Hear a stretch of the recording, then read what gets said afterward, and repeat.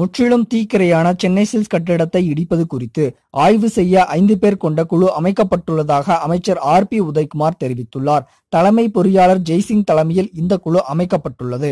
Chennai silks கட்டிடத்தில் நேற்று காலை ஏற்பட்ட பயங்கர தீ விபத்து தற்போது வரை நீடித்து வருகிறது. இந்த தீ விபத்தில் கடையில் 7 தளங்களும் முற்றிலும் தீக்கிரையானது.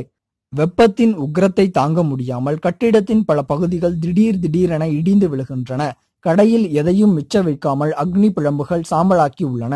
24 மணி நேரத்திற்கும் மேலாக தீப்பிழம்புக்குள் சிக்கியதால் கட்டிடம் தனது உறுதித்தன்மையை இழந்துள்ளதாக தெரிகிறது. அதனாலே கட்டிடம் தாக்குப்பிடிக்க முடியாமல் சரிந்து விழுகிறது. தீயை அணைத்தாலும் ஸ்திரத்தன்மை இழந்த கட்டிடத்தை விட்டு வைப்பது ஆபத்து என அதிகாரிகள் தெரிவித்துள்ளனர். இந்நிலையில் வருவாய்த்துறை அமைச்சர் RP உதயகுமார் இன்று சென்னை சில்க்ஸ் பகுதியில் ஆய்வு செய்தார். பின்னர் செய்தியாளர்களிடம் பேசிய அவர் தீ விபத்தால் முற்றிலும் சேதமடைந்த சென்னை சில்க்ஸ் கட்டிடம் இடிக்கப்படும் என தெரிவித்தார். கட்டிடம் இடிப்பு தொடர்பாக ஆய்வு செய்ய பொதுப்பணித்துறை தலைமை பொறியாளர் ஜெய்சிங் தலைமையில் 5 பொறியாளர்கள் கொண்ட ஐவர் குழு அமைக்கப்பட்டுள்ளதாகவும் அவர் தெரிவித்தார்.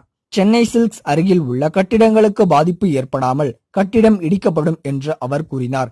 எந்த தொழில்நுட்பத்தை கொண்டு கட்டிடம் இடிக்கப்படும் என்பது குறித்து விரைவில் முடிவு செய்யப்படும் என்று RP உதயகுமார் கூறினார். தமிழக அரசின் சார்பில் கட்டிடம் இடிக்கப்படும் என்றும் வெடிபொருட்களை வைத்து கட்டிடம் இடிக்கப்படாது என்றும் RP உதயகுமார் தெரிவித்துள்ளார். ஆய்வு மேற்கொண்ட பிறகு எந்த வழியில் கட்டிடம் இடிக்கப்படும் என்று அனைவருக்கும் தெரிவிக்கப்படும் என்று அவர் கூறியுள்ளார். இதுபோன்ற செய்திகளை உடனுக்குடன் அறிய டாப் நியூஸ் சேனலை சப்ஸ்கிரைப் செய்யுங்கள். நன்றி, வணக்கம்.